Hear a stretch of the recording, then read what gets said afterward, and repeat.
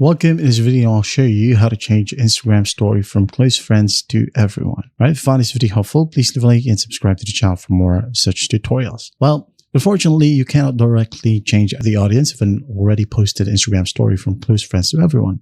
Because once the story got the green circle right here, okay, the moment you posted it, well, it's already published, all right?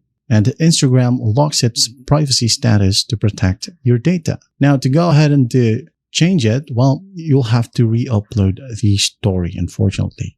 Now, to do that, tap on your story, tap the three dots right here at the very bottom. Now, tap on Save Video or Save Photo first, and it will be saved to your camera roll. After that, tap on the three dots again, delete it or archive it if you want to.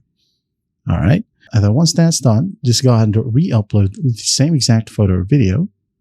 And then instead of tapping on close friends right here, tap on this right arrow key. And then just go ahead and tap on sharing options, share your story. Okay. And then go ahead and select this radio button. And then it will be set to everyone automatically. So just tap on share. Done. There you go. Also make sure that your settings right here, three horizontal lines.